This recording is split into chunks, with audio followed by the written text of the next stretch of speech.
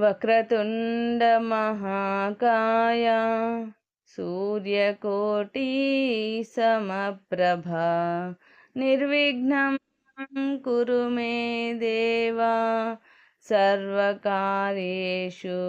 సర్వదా గురుబ్రహ్మ గురుర్విష్ణు గురుర్దేవో మహేశ్వరః గురు సాక్షాత్ పరబ్రహ్మ తస్మై శ్రీ గురువే నమః. ఓం శ్రీ సాయిరామ్.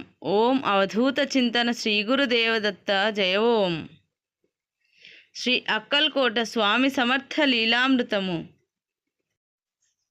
6వ అధ్యాయము. శ్రీ దత్తదేవుని జననం. విద్యాసాగర, అత్రి మహర్షి ఈ విశ్వమునకు కారణమైన శక్తిని దర్శించదలచి అటువంటి శక్తి వలన సంతానము పొందగోరి ఋష్యాద్రి పర్వతము మీద పంచాగ్నుల మధ్య నిలబడి అతి తీవ్రమైన తపస్సు ప్రారంభించారు. ఆ విధముగా తపస్సు చేయుచుండగా 100 సంవత్సరములు గడిచిపోయినవి. ఆ తపోనిధి శిరస్సు నుండి తపోగ్ని భయంకరమైన జ్వాలలుగా బయలుదేరి ముల్లోకాలను, ఈ విశ్వములోని అన్ని గ్రహములను, అన్ని జీవులను తమ జ్వాలలతో భయకంపితులను చేసింది. లోకరక్షకులైన త్రిమూర్తులు దీనిని నివారించి అత్రికి ఆనందము కలిగింప వారి ముందు ప్రత్యక్షమై, నాయనా అత్రి, నీ తపస్సునకు మెచ్చినాములెమ్ము, ఏమి కావలెనో కోరుకొమ్ము అని పలికిరి. వారి రాకతో మనస్సునకు ఆనందము కలుగగా తపమును చాలించి అత్రి వారిని దర్శించి, మహాత్ములారా, మీ దర్శనము వలన నేను ధన్యుడను అయ్యాను. అయినా నేను మిమ్ములను గూర్చి ఈ తపము చేయలేదు. నాకు ఈ విశ్వమును రచించిన వాని దర్శనము కావలెను. మీరు కేవలము కారణభూతులని, ఆ విశ్వ విరాట్ పురుషునిచే నడిపింపబడుదురని నా తపము వలన గ్రహించినాను. సృష్టి స్థితి లయములకు ఆ విశ్వ విరాట్ పురుషుని లీలా విలాసమే కారణము అని, ఆ పరంధాముని శక్తి అగ్రాహ్యంగా ఉంటుందని, ఆయనే సర్వకారణములకు నియంత అని, ఆయన ఇచ్ఛామాత్రముననే ప్రాణకోటికి సుఖదుఖాలు సంభవిస్తూ ఉంటాయని తపస్సు వలన తెలుసుకొన్నాను. తండ్రులారా, దయతో నాకు వారి దర్శనము కలిగించండి అని ప్రార్థించను. అది విని త్రిమూర్తులు ఒకరినొకరు చూచుకొని వారు, ఓ అత్రి, సహనం, సర్వసమత్వం, కనికరం, శ్రద్ధ, స్నేహభావం అనే సద్గుణాల వల్లనే సర్వేశ్వరుణ్ణి ప్రసన్నం చేసుకోవచ్చు. అయితే ఆ దివ్యమైన శక్తి నిర్గుణ రూపంలో ఉంటూ సగుణ రూపం పొందినప్పుడే మేము ఏర్పడినాము.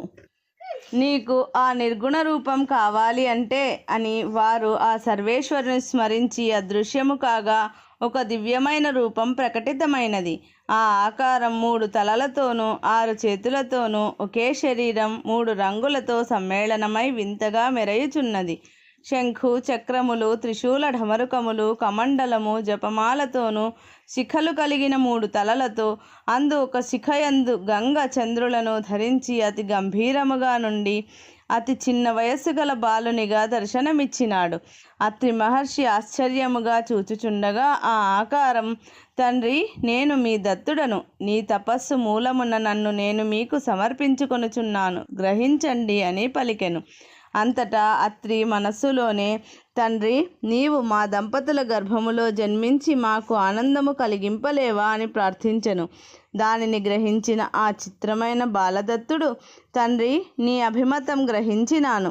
నాకు మీ వంటి పుణ్య దంపతుల గర్భంలో జన్మించడం ఆనందదాయకమే.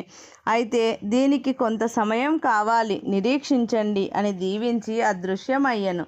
అంతటా అత్రి అమితమైన సంతోషముతో తన ఆశ్రమమునకు చేరి అనసూయమాతను, తపఫలమును, తన కోరికను వివరించెను. ఆ దృశ్యమును తలచుకొనుచు ఆ ఇరువురు ఆనందముగా ఉండిరి. ఇట్లుండ కొంతకాలమునకు ఆశ్రమమునకు దగ్గరగానున్న ప్రతిష్టానపురంలో కౌశికుడు అను బ్రాహ్మణుడు ఉన్నాడు. అతను విద్వాంసుడైనను తన పూర్వకర్మల చేత కుష్ఠవ్యాధిగ్రస్తుడైనాడు. అతనికి సుమతి అను ఉత్తమ ఇల్లాలు కలదు. ఆమె పతిని అతి గాఢముగా ప్రేమించుచు పతిసేవయే సతికి ధర్మము అని అతనిని సేవించుచుండెడిది. అయినా వ్యాధిగ్రస్తుడైన ఆ కౌశికుడు ఆమెను అనేక విధములుగా బాధించుచుండెడివాడు. అయినను అన్నింటినీ ఓర్చుకొని ఆమె అతనిని పరమేశ్వర రూపంగా సేవించుచుండెడిది.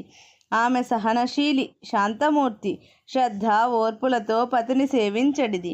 ఒకనాడు కౌశికుడు వీధి అరుగుపై కూర్చొని ఉండగా ఆ మార్గమున ఒక వేశ్య తన చెలులతో సాగిపోతూ వాని వైపు చూచినది.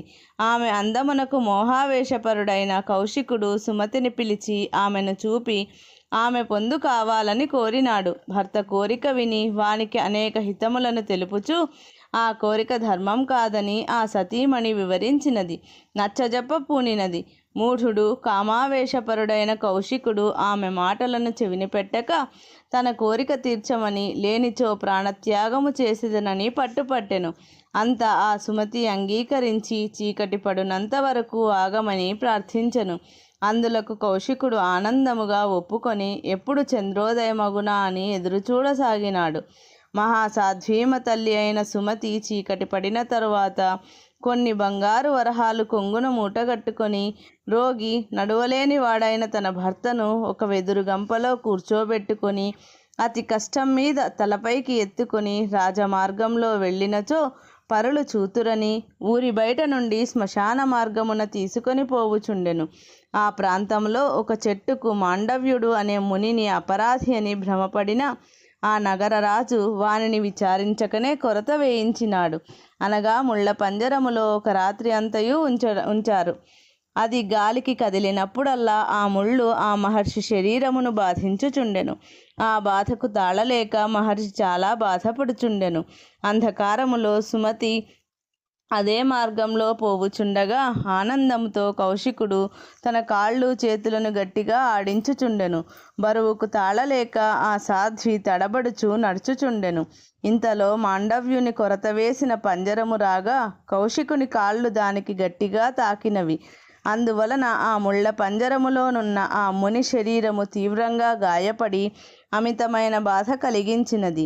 దానికి మండిపడిన మాండవ్యుడు తీవ్రమైన స్వరంతో, నా కర్మకు నేను బాధపడుచు ఈ అకారణ శిక్షను అనుభవించుచుండగా నన్ను కాలితో తన్ని మరింత బాధ కలిగించిన మూర్ఖుడు ఎవడైనా సూర్యోదయంతో శిరస్సు 1000 ముక్కలై మరణించుగాక అని శపించెను. వెంటనే సుమతి అమితమైన బాధతో అట్లయిన సూర్యోదయమే కాకుండుగాక అని పలికెను.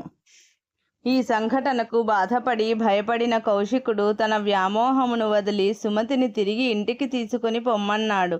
గృహమును చేరిన ఆ దంపతులు జరిగిన సంఘటనను తలుచుకొని ఆ పరమేశ్వరుణ్ణి ప్రార్థింపసాగిరి. మరుసటి రోజున సూర్యోదయము కాలేదు. అట్లు 10 రోజులు గడిచిపోయినవి. ముల్లోకములలోనూ అందరూ ఆశ్చర్యంతోనూ భయంతోనూ సృష్టిక్రమం ఆగిపోతుందని భయపడినారు. మహర్షులు దేవతలు అందరూ నారదుని వెంటగొని బ్రహ్మదేవుణ్ణి చేరి ప్రార్థించగా ఆ ప్రజాపిత, అమరులారా, మునివరులారా, ఇది ఒక పతివ్రతామ తల్లి సంకల్పం వలన ఏర్పడిన స్థితి. ఇది తొలగిపోవాలంటే పతివ్రతామ తల్లులకే సాధ్యం కాన మీరు అందరూ సతీ అనసూయ మాతను ఆశ్రయించండి. ఆమె ఈ ఆపత్ సమయంలో సర్వజీవులకు రక్షణ కలిగింపగలదు అని పలికి దీవించెను.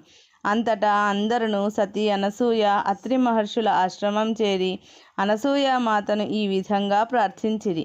అమ్మ లోకపావని విశ్వమాత, లోకానికి ఆపద కలిగినది, రక్షించండి అని పలికి అంతా ఆ మాత వెలుపలకు వచ్చి వారందరినీ ఆశ్చర్యంగా చూసి విషయం తెలుసుకుని, మహాత్ములారా, ఇది పతివ్రతా సాధ్వి అయిన సుమతి సంకల్పం. ఆమె వాక్కు అమోఘం.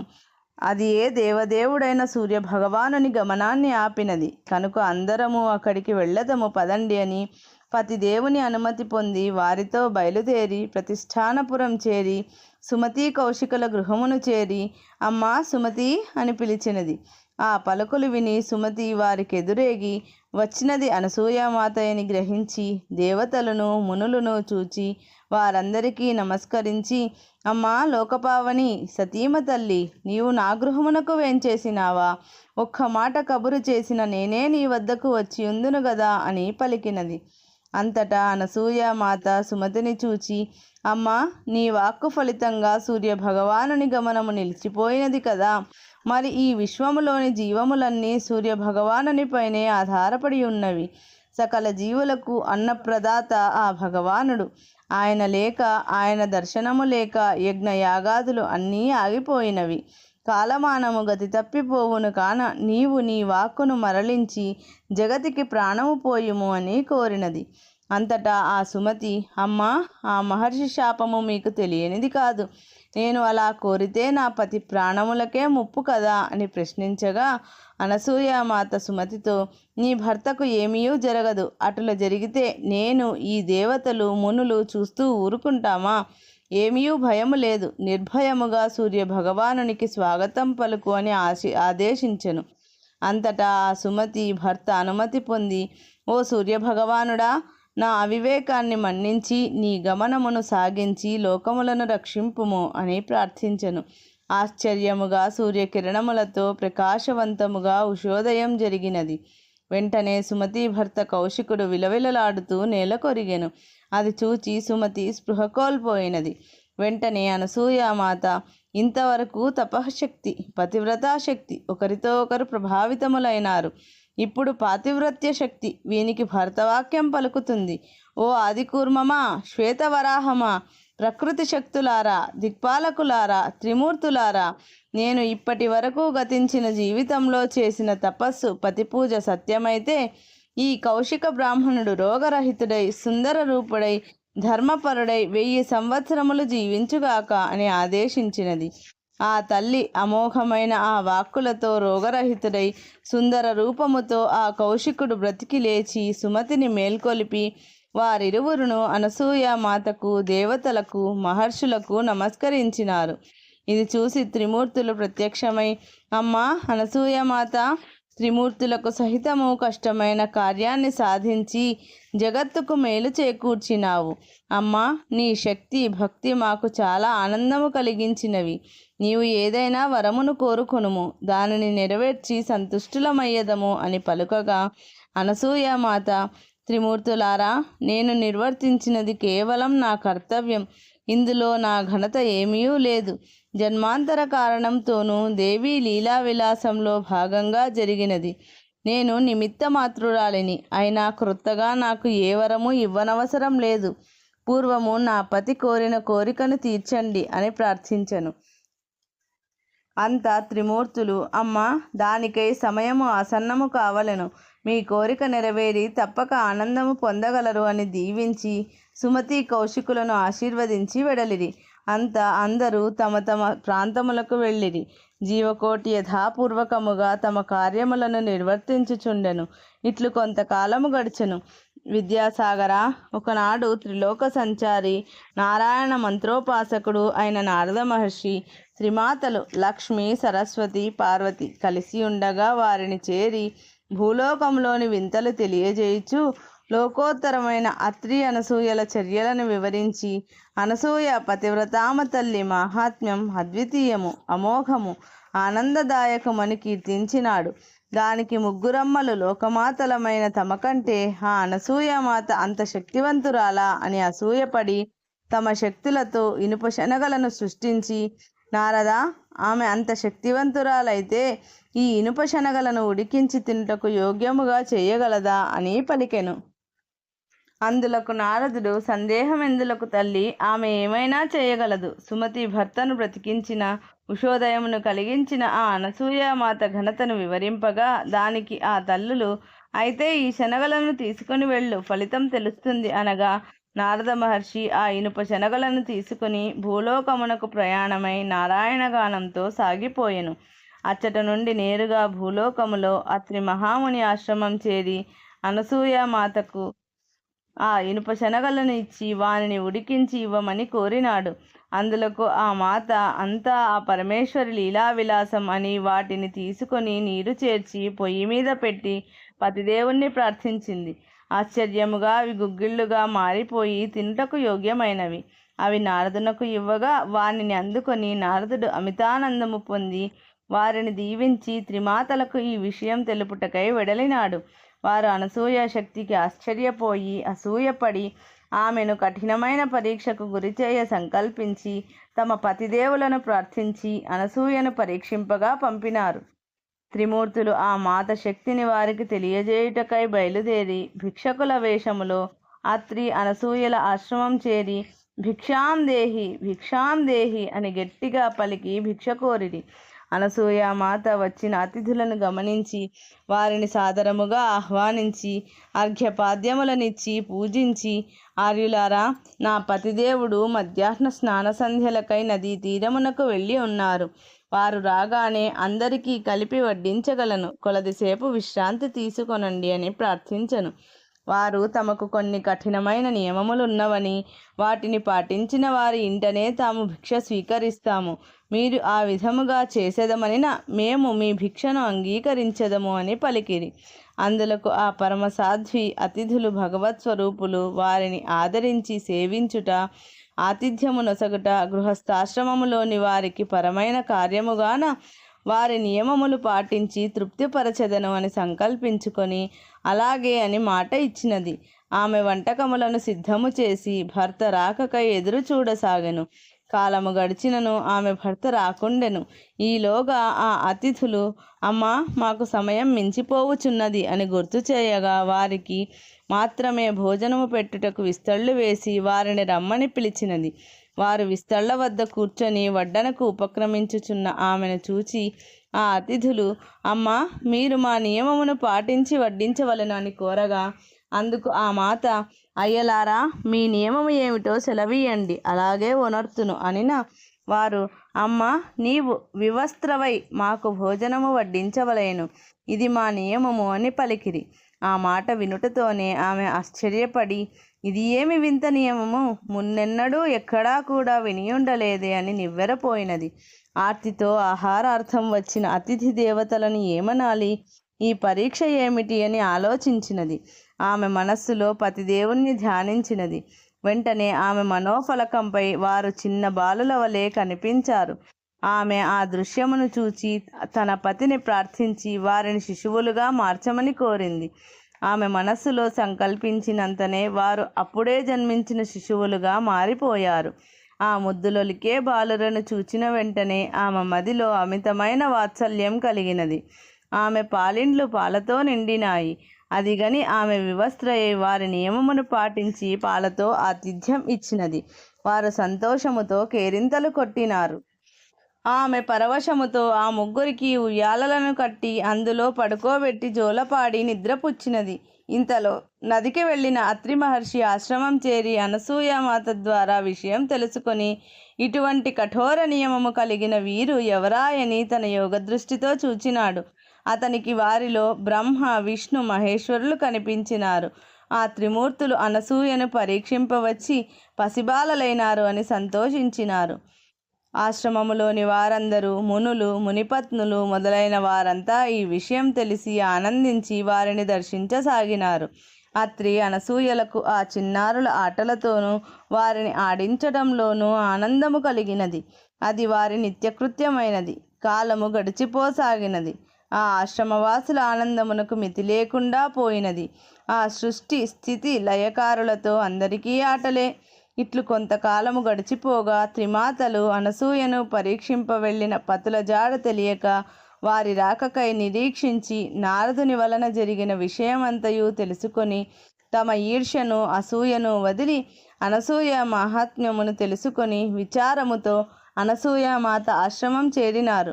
అలా విచ్చేసిన జగన్మాతలను చూచి అత్రి, అనసూయలు సంతోషముతో అర్ఘ్యపాద్యములిచ్చి పూజించినారు. దీనవదనంతో వారు తమ రాకకు కారణము తెలిపి ఆ పసిపాపలు త్రిమూర్తులు అని తమను అనుగ్రహించి పతిభిక్ష పెట్టమని అనసూయామాతను ప్రార్థించినారు. అందులకు ఆమె ఆశ్చర్యపడి, ఏమి, వారు త్రిమూర్తులా? పతివైపు చూడగానే ఆయన చిరునవ్వు నవ్వి, అవును, వారు త్రిమూర్తులే అని కార్యార్థమై వచ్చినారని అన్నారు. ఆమె గ్రహించితనని మందహాసము చేసెను. ఆశ్రమవాసులందరూ త్రిమూర్తులనే వాలలుగా మార్చివేసిన ఆ కథ తెలిసి అమితమైన ఆనందముతో అనసూయామాత మహాత్మ్యమును కీర్తించినారు. అనసూయ ముగ్గురమ్మలను చేరి, తల్లులారా, మీకు బాధ కలిగించినానా? వీరు మునికుమారులని, భిక్షకై వచ్చిన అతిథులని అనుకొనినాను. త్రిమూర్తులే నాకు బిడ్డలైనారా అని వారిని వెంటనిడుకొని పసిబాలలను చేరి పతిదేవుణ్ణి ప్రార్థించి వారి అనుమతితో తన హస్తమును ఆ బాలుర శిరమును ఉంచగా వారి యథారూపమును పొందినారు. ముగ్గురమ్మలు తమ భర్తలను చేరి ఆనందించినారు. త్రిమూర్తులు అత్రి అనసూయలను, వారి ధార్మిక జీవిత విధానమును, తపశ్శక్తిని, అనసూయమాత పాతివ్రత్య శక్తిని ప్రశంసించి ఏదైనా వరము కోరుకొమ్మనగా వారు, అయ్యలారా, పసిపాపలై కొంతకాలము తల్లిగా తండ్రిగా మమ్మ అలరించినారు, అదే వరమును ప్రసాదించండి అని కోరగా తథాస్తు అని దీవించి తమ లోకాలకు వెడలిపోయినారు. ఆశ్రమంలో ఆ దంపతులు నిరంతరము తమ ధ్యానాది కార్యక్రమములు నిర్వర్తించుచుండగా ఒకనాడు మహర్షి అనసూయమాతను చూచి మనస్సులో ప్రేరణ కలుగగా, అనసూయ, నేడు శుభదినము, మనము యోగము ద్వారా దత్త జననమునకు నాంది పలుకుదము, రమ్ము, నీవు కూడా యోగనిష్టలో కూర్చొని ఆ దివ్యమూర్తిని స్మరించు అని పలికి ఇరువురు యోగనిష్టలో నిమగ్నులైనారు. కొంత సమయమునకు అత్రి శరీరములో 3 దివ్యమైన శక్తులు ప్రవేశించినవి. అవి ఏకమై తిరిగి అనసూయ గర్భమున చేరినవి. ఆ దివ్యశక్తి ప్రభావం చేత 9 రోజులలో అనసూయ దత్తాదులకు తల్లి అయినది. అత్రి నేత్రముల నుండి కొంత శక్తి బయటపడి దిక్మాతల సంరక్షణలో వాయుదేవుని సహకారంతో అభివృద్ధి చెంది బ్రహ్మాంశతో చంద్రుడు అవతరించినాడు, రుద్రాంశతో దుర్వాసుడు అవతరించినాడు. వారిలో దత్తుడు పూర్ణస్వరూపుడైన గురువు కాగా, ఉన్నతమైన తత్వంతో దుర్వాసుడు తన కోప స్వభావంతో జగత్తుకు మేలు చేసేవాడు. చంద్రుడు ఓషధులకు, వనమూలికలకు, సర్వలోకాలకు తన చల్లని కిరణములతో ఆహ్లాదం కలిగించినాడు. ఇలా 3 మూర్తుల అంశలతో 3 పుత్రులు కలిగిరి. చంద్రుడు, దుర్వాసుడు తమ అంశలను దత్తునకిచ్చి వారు తమ లోకాలకు వెళ్ళిపోయినారు. దత్తాత్రేయ స్వామి లోక కళ్యాణం కోసం 100 సంవత్సరములు పెద్ద కొలనులో ఉండి తపస్సు చేసి యోగలక్ష్మిని అనఘాదేవిని పొంది తన అవతార కార్యమును నిర్వర్తించుటకు సహ్యాద్రి పర్వతములకు చేరి ఆశ్రమము ఏర్పాటు చేసుకొనినారు. మహర్షి లోకం, దేవతలు వారిని నిత్యం దర్శించుకొందురు.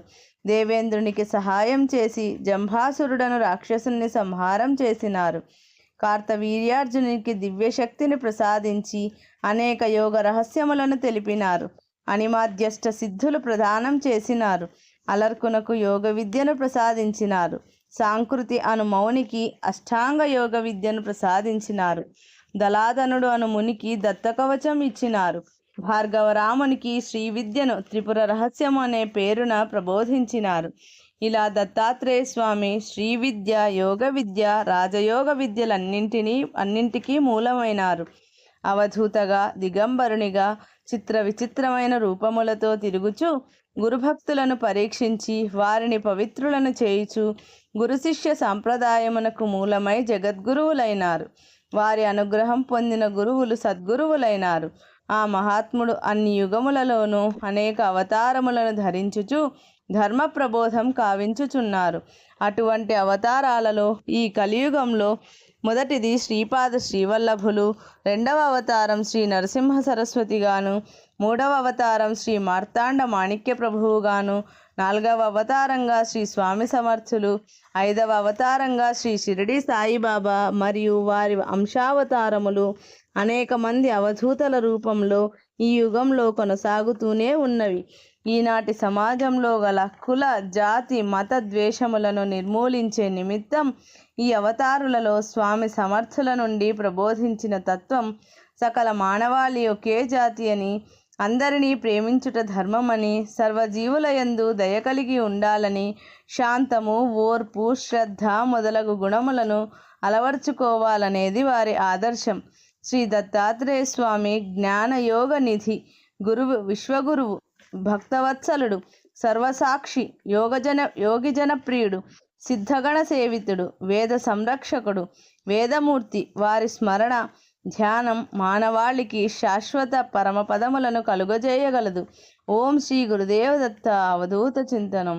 ఇది విద్యాసాగర శ్రీ నిత్యానంద యోగి సంవాద రూపమున శ్రీ దత్తాత్రేయ సంప్రదాయ శిష్య పరంపరలోని శ్రీ శ్రీ శ్రీ స్వామి విఠలానంద సరస్వతీ మహారాజ్ విరచిత శ్రీ అక్కల్కోట స్వామి సమర్థ లీలామృతము 6వ అధ్యాయము సంపూర్ణం.